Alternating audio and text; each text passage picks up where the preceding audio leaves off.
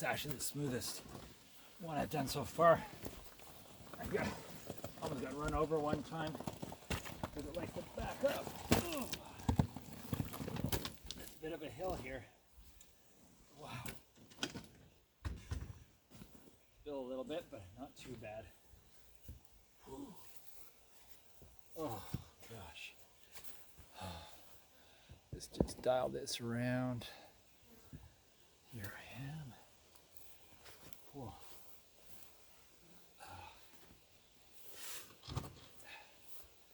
Filled up one of these and got this big long one. Pretty sure we have two more of the smaller ones that I've got to find in the barn, but I may leave that for another day just so I can get the plants put in soil and water tonight.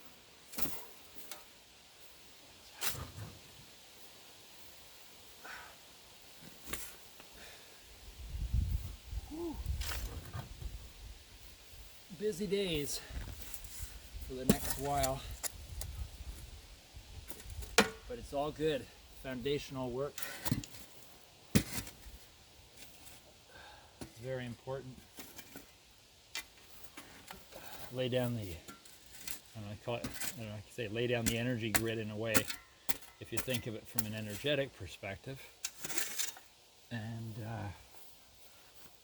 yeah, it's important that initial, everywhere I've moved before, it's something made for someone else, and I go, okay, well that would work for us. But this may not have a house yet, but I'm building from the ground up, and that includes our little raised garden beds and stuff.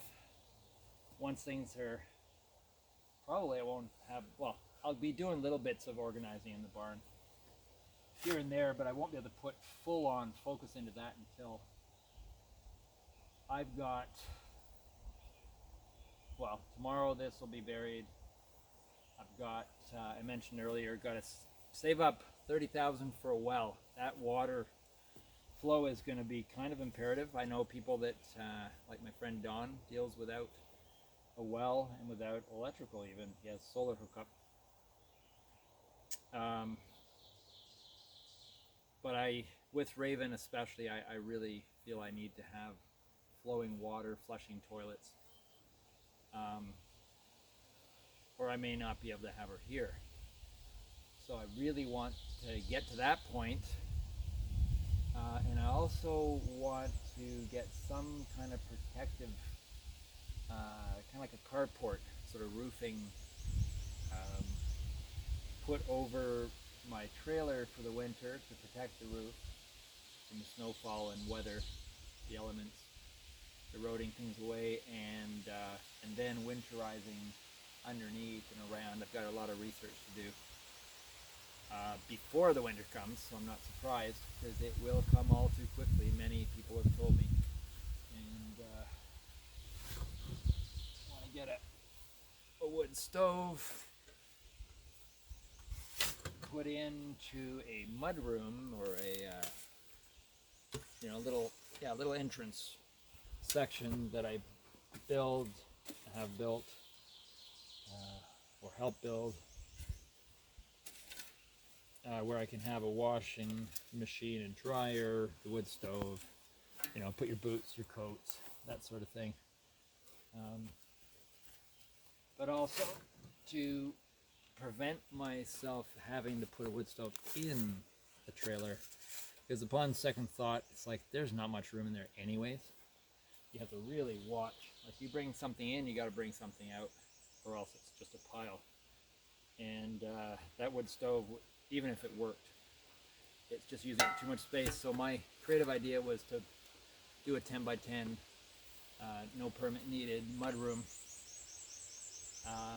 Not sleeping in there, just it's a room for storing stuff, and squeezing it up against with almost an upholstery type of technique to stop air from getting through, but without actually attaching to the trailer. Oh, just scratching blood, dried blood patches off of under my ear here from the black flies. But mosquitoes don't leave blood unless you squish them. But the black flies, man, they chew a hole in you. Some people can't feel, they react to the bites. I mean, I react to them, but over time I found I get a little bit less reactive. Ow. And I refuse to put on some of these chemicals. Call me a weirdo, but I don't want to find out down the road something that I didn't know about. So I'm trying to minimize all those surprises.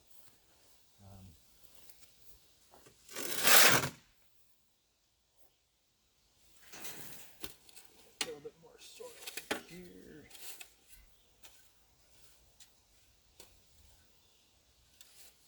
I'll put soil in here and then I go back, do another one, and then I come back when it's settled more. So I'm always looking to see if I have to pop anything up.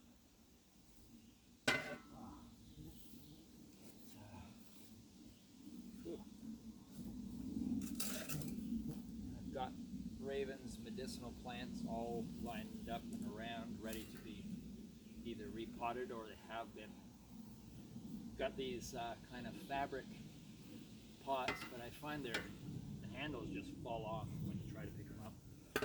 So they're not that great unless you don't intend to move them at all once you've filled them. But in my case, sometimes I gotta move things over to get to other things. Okay, so those two are done. That's 13, 11 plus these two. I wonder where the other ones are. If they're really easy to reach, I might put, I don't know where it's not really much room at the moment. I could put one down there, I guess. 14, and maybe a 15. That would be nice. And the dogs can guard them, although they won't be preventing chipmunks. Well, sometimes they will. Let's see what I can do. Boy, oh, a little bit of a breeze. Ooh. Oh, I think it's getting close to time to eat something and then start potting. Maybe I'll pot one thing just for fun in the next video. Then, whether I eat or not, time as it goes, I've got to go get the dog food. That I gotta wait till the sun's down a bit because it's frozen and I don't want to melt it too much. Get it in my freezer here, and I get those plants planted and eat and keep drinking. I think that's it. I have to have like a board stuck up here where I can write notes or something so I don't forget things. It's just so many little things pop up and then I forget something else. Almost left the dog meat out, and I figured it out because I walked by there and there's a ton of flies all around. I had a lid on it, but they were getting in, so I had to do something really quick. But that's what happens, right? You stop one thing, pick up the phone, you get a call, it's like, whoa, my God.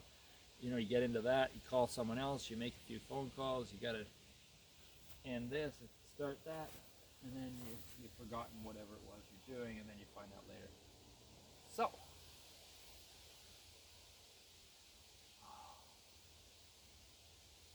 we're coming close.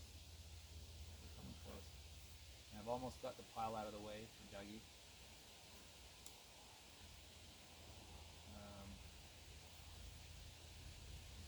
Ditch in and bury that pipe. I think you guys saw it. If not, I can always show you.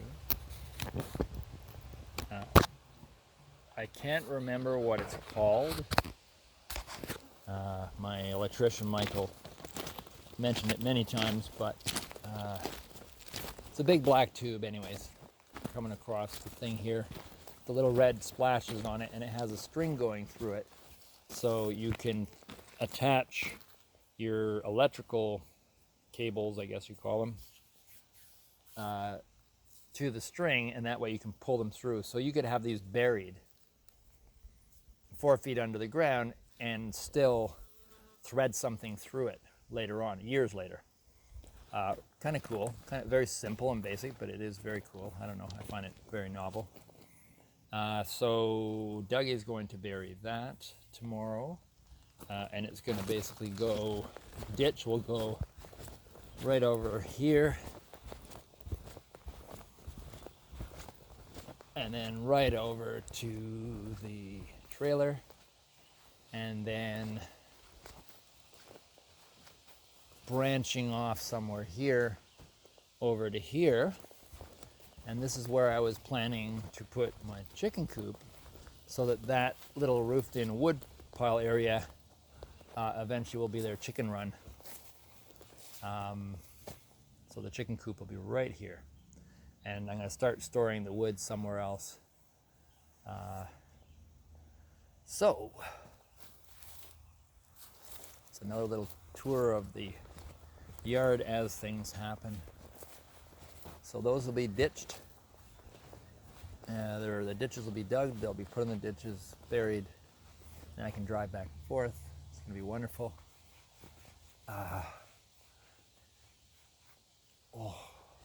It's so hard to, I almost said I can't wait till the well's here and this is here and that's here, but in all honesty, if it was all here, which would be great, I could sit back and go, oh my God, it's paid for, it's done.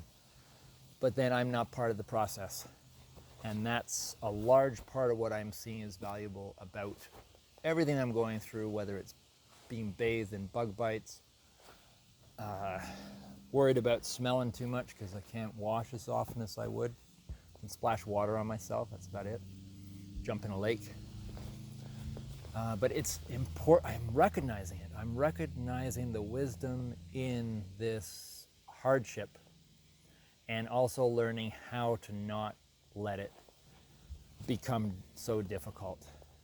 So it's my training ground, and it's also my bonding with this sacred area. You know, you could say I'm earning it, but that doesn't capture the depth of it. So there's my lovely plant mobile. And there's my water jugs that I use to try and fill up my water catchment. Luckily, my other neighbors have offered to let me take water from their tap. I hate, it's a real difficult thing for me. I really hate relying on others. I like to be independent. I don't like asking for favors. I know I would return the favors, but it's different, you know, it's different letting someone, say, take water from your tap and asking to take water from your tap, that kind of thing. You know, I just don't want to be a bother. But it's something that I, for some reason, need to learn. I need to learn to humble myself. I need to learn some things, become more adaptable. You know, one of the problems with my specialization in tattooing was that I focused on one thing, my tattooing, and I specialized in it. I mean, I needed to, at least for that time period. But other things got left on the wayside, and life, the universe, has decided that I can't keep avoiding, or life can't keep avoiding these situations, and I need to have these experiences one way or the other. You know, I do think that we all have our life, like we have our free will, but we have certain things that we need to go through and experience. And there's things I need to go through and that I have, for one reason or another, avoided. And so therefore, here I am at 59 and a half years old, going through it now. And for the most part, it's pretty damn good. If I just would love to have Raven not sick, I could plow through just about anything without that situation. It makes things a lot more complicated with everything, with the chicken coop, with getting things ready for her, and I try to think always for the positive, but it's difficult to not once in a while worry about the worst case scenarios and things like that. So it's difficult.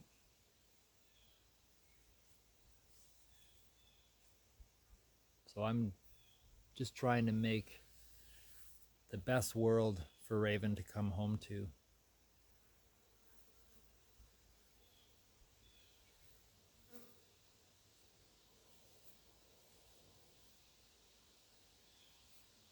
Something keeps landing on me. Yeah, so I'm just want to create Raven a healing sanctuary where she can do what she needs to do, put everything she has into her healing, and not be distracted by all this bullshit that I'm taking on. That's why I'm trying my best to take it on and get it all cleared up before she gets here.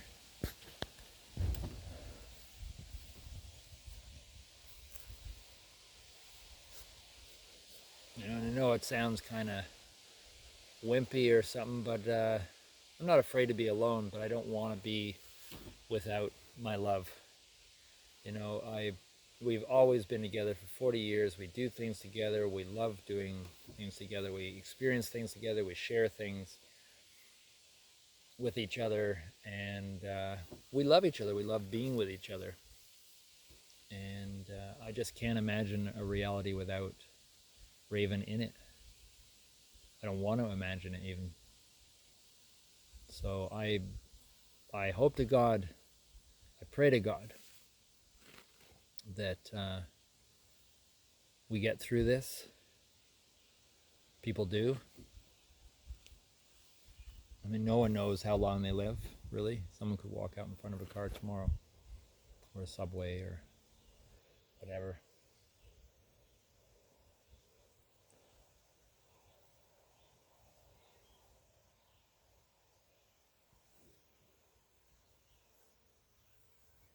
Anyways, I'm almost at 20 minutes.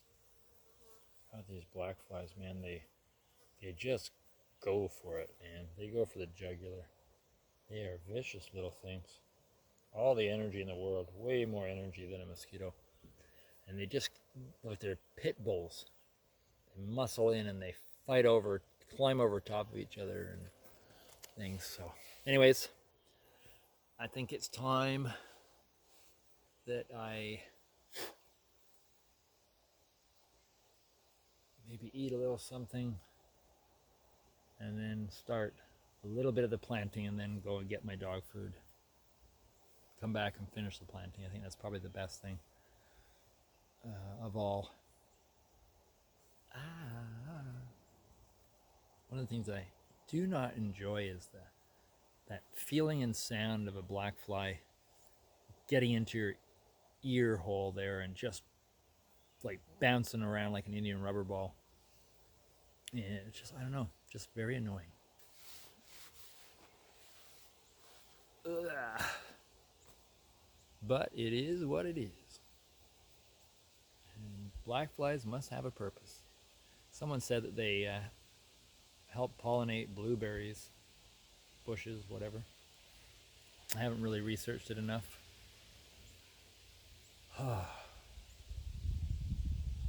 It is beautiful right now, though. You can kind of see behind me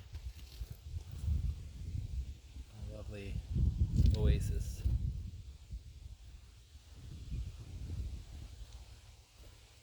Is that a black fly blood patch? Tried blood patch. Get used to it after a while.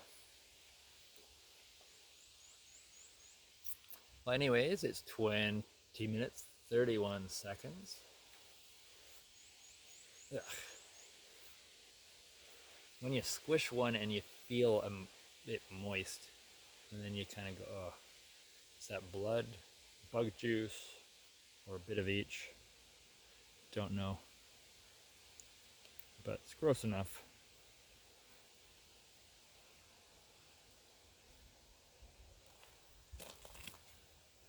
I was just chewing on my nail, not a bug. Don't worry. I haven't lost it yet. Or that much.